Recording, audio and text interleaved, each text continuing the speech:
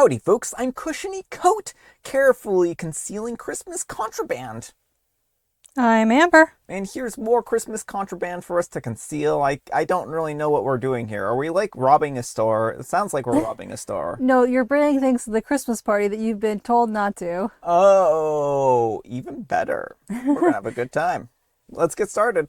I brought my snowballs. Yeah, probably, knowing you. And then you start throwing them at everyone, and they're like, this is why we told you you can't blowing snowballs, Brian. Alright folks, and our first letter is titled, Will I Be a Jerk? Harmless-ish Flirting with Daughter's Friend. So to start this off, I would never actually do anything with someone the same age as my daughter. That said, my daughter, an 18-year-old female, B, recently had her 18th birthday party. While there, I, a 39-year-old male, playfully jump-scared one of her other friends, an 18-year-old female, Z, who naturally responded with a FU. Now, I have one of those auto-response things where I've said this for years, and I paused for once to consider the situation. But once I reasoned that she is 18 and graduated, it would be relatively harmless to reply with a when, where, and how hard. The response I expected was, no, or gross. The answer I got was along the lines of, I'm down if you are. This took me aback, but I'm generally not one of the types to back down from playful banter. After a few minutes of back and forth, I stated that I wasn't sure if I should cut it off to avoid getting myself into trouble, or continue playing chicken. She looked at me and said that she had no plans of backing down, regardless of where that led. So I decided to back off and let it go, because I'm not trying to be that dad. However, about a half hour to 45 minutes later, Z came up behind me and playfully pinched my side. Again, not thinking, I said, don't start anything that you're not planning on finishing. Her response being, think you can keep up, old man. I once again tried to avoid digging a hole that I wasn't prepared to climb out of, so I basically laughed it off. Here's my situation.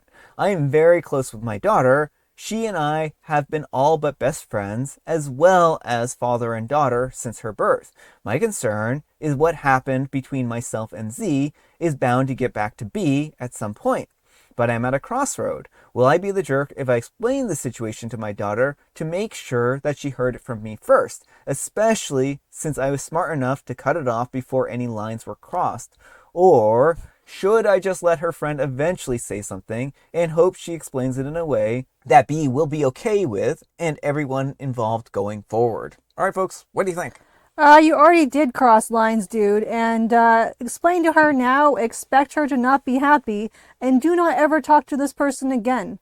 You have crossed lines. Your daughter is going to be upset. She is going, no, there's not going to be any way you explain to this where she's just like, oh, ha ha, that's so funny, Dad.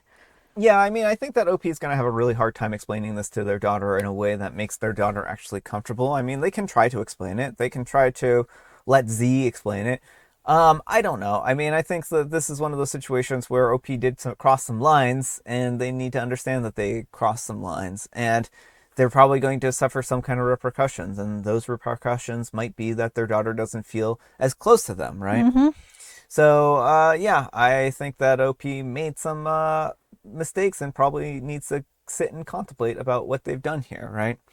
Now, the thing is that while they may have had like a response, they really should have thought about what they were saying before they said it, right? And I mean, I think it's one of those things where you should always think about what you're saying before you say it. Well, the right? problem with me is like, it sounds like he's had this quip planned until one of his daughter's friends was 18. Why did he so desperately want to use this on one of his daughter's friends and know so well when their birthdays are? Well, I mean, some people do have those kind of quips, but I mean, the thing is, like, does he do this at work, for instance, right? I would hope he doesn't, right? Like, I mean, I guess, like, I would hope that someone wouldn't say F you at work too, right? But, I mean, I think, like, those kind of playful banter should be reserved between you and your partner. It's not clear if OP is married or not, but if OP is married, then certainly, like, this even goes a step further in the maybe you should watch what you're saying type of thing, right? Now, I mean, it does seem like OP doesn't want to have a relationship with Z in that respect. And I mean, I think that that's a good thing here. It seems like the only reason he doesn't is because he doesn't want to ruin things with his daughter. Yeah. And if you don't want to ruin things with your daughter, it may be too late already, but like back off yesterday and make it very clear that you are not interested. Yeah, I mean, I think that that's probably the best course of action, is to make sure that OP makes it very clear that they're not interested in Z. But let me know what you folks think. So anyhow, take care and good luck. And Chaos3 says, smart enough to cut it off before any lines were crossed? Buddy, you crossed the line right at the start with what you said to her. Just imagine how you would feel if her dad said those things to your daughter. It's not harmless. You are old enough to be her father and should be the mature one and not say those kinds of things. Gross. And Strike McKnifenson says, you. Yes, you're the jerk. You should have immediately apologized, explained your comment was inappropriate, and that you were deeply embarrassed. That should have been followed up by telling your daughter privately as soon as possible. And Salt and Lilac says, dude, that's weird AF. Would you want your friends saying that stuff to your daughter? And I mean, I think framing it this way is actually pretty good, because, again, like, how would OP feel if another dad said this to their daughter, or someone else, right? I mean, she's an adult, of course, right? She can make her own decisions, but OP should consider how they would feel in the same place, right? All right, folks, and our next letter is titled, Today I Messed Up by discovering my favorite food combo by completely accident, and now my roommate thinks that I need therapy. So this happened last night. I came home after a horrible day, traffic, deadlines, passive-aggressive emails, the full combo. I was starving, but too tired to cook anything real. I opened the fridge like my life would magically get better if I stared long enough. There was literally nothing except leftover curd rice, Maggi masala noodles, and a tiny pack of pickles. I didn't know what possessed me, but I mixed all three together. Yes, curd rice, Maggi, and pickles, and ate it. And it was insanely good. Like, shockingly good. I sat there questioning my entire identity, because how did that taste better than half of the food that I've ever ordered? My roommate walked in right at the moment that I was taking a proud second bowl, and looked at me like she was witnessing a crime. She still refuses to sit next to me and keeps telling people that I need an intervention. Now I'm scared to ask this in real life, so I'm asking the strangers on Reddit. What was the weirdest food combination you absolutely love and swear by? I really need proof that I'm not the only broken one. All right, folks, what do you think? I mean, different people like different foods and different combinations of foods, and there's not anything wrong with that. I mean, I actually have a theory on this. And I'm wondering if OP is actually pregnant. And maybe they should actually get a pregnancy test and go ahead and find out that information, because this could be an important bit of information. A lot of times they like things like pickles and stuff like that on weird combinations of food. And so OP, there might be a logical explanation behind this. But yeah, I mean, I think I agree with Amber in general. A lot of people have different tastes and a different opinion. So even if OP isn't pregnant, I mean, this is just something that they like. And if they like it, then they can enjoy it, right? And they shouldn't feel any shame about enjoying it. Yeah, I was just trying to think if I have any weird food combination stories, and I can't think of one.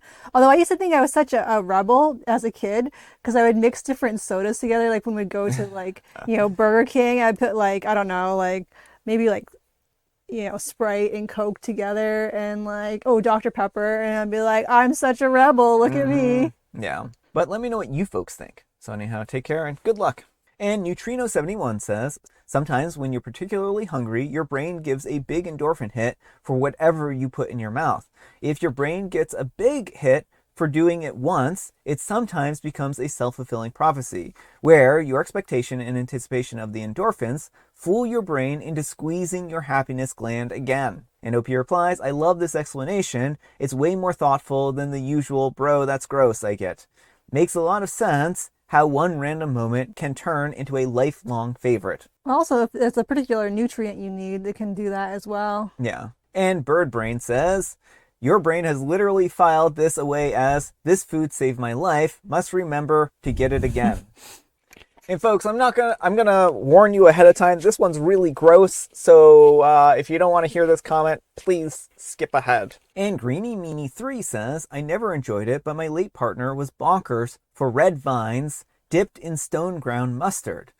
He also once poured milk over a bowl of sour Skittles because we were out of cereal. It obviously curdled immediately, and he kept proudly eating his sauerkraut while oh no. This is terrible. While I heaved in the corner. And Spliff Wizard says, her church is where I draw the line.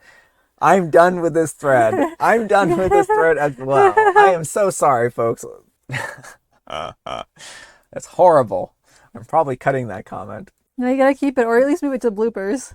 Alright folks, and our next letter is titled, Will I Be a Jerk? My neighbor keeps getting packages sent to our address, and I'm so close to throwing them out on the street. So long story short, I moved into this house a few months ago, and I have this annoying neighbor who keeps getting his packages sent to our address because he is seemingly incompetent to add the appendix behind the house number when he orders something online. It happens at least every 3 weeks.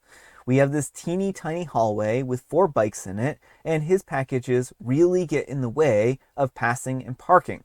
I tried to reach him a few times and left him notes with my number, nothing. He just keeps being annoying and rings the doorbell at really inconsiderate times, like 10 p.m. on a workday. Last time he rang, he was inquiring about some package despite no package being delivered. He was really rude about it. We spoke through the window. It was late and he demanded that I go check. Like, dude, I don't know what to say. Moreover, did not even say please or thank you, a common etiquette type of thing. After that, I stopped answering the door for him, like I'm really not going to interrupt my work or get out of bed for a person like this. Will I be the jerk if I left a note for him to write his proper address, and if he doesn't meet that, start leaving his packages outside since he's being rude? I feel like I would definitely be the jerk, but it would be deserved. Edit, people are calling at me that I want to destroy post or throw it in the rubbish. I don't, and I never said that, so please don't twist my words. I just want to put it outside of his door, which I have not done up until now because it rains here virtually all the time and people could steal it. Edit 2, people here are thinking that I'm bringing packages in. I'm not. I have no idea how they appear in the hallway. I'm suspecting one of my housemates. I am always the one who has to take responsibility for it, as they're never home when the neighbor rings. All right, folks, what do you think? No, not the jerk. I mean, it's not your package, it's not your responsibility. Now, if he was a polite neighbor, it might be kind to hold them for him every now and again. But if he was a polite neighbor, he would also make sure to get the address correct at some point in time. Yeah.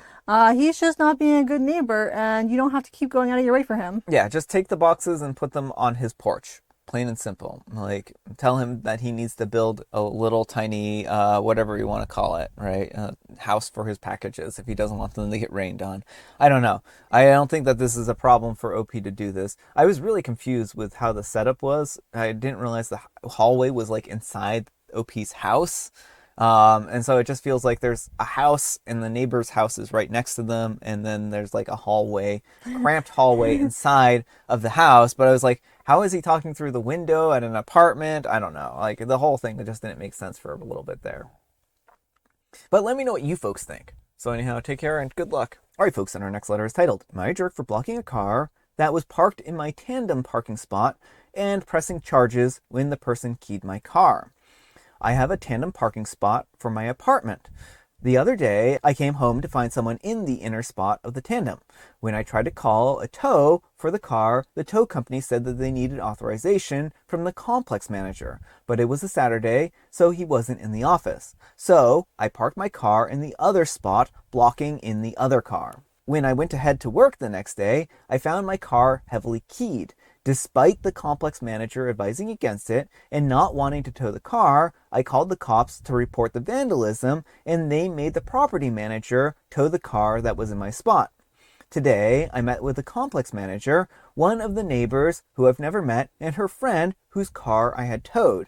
I was berated for towing the car and then pressing charges for vandalism. Apparently, I caused the person whose car I had towed undeserved stress, and that I should have tried to find her and ask her to move her car instead of going the nuclear option. Am I being ridiculous here? Am I really the jerk? All right, folks, what do you think? Not the jerk, they keyed your car. End of story. I mean, I think the vandalism here is the bigger issue than anything else. Why wouldn't you want to call the police on vandals? Well, also, like, they're saying that they should have, that OP should have looked for them, right? But they didn't come and look for OP. Right. So, I mean, and their first reaction was the nuclear option of keying a car, right?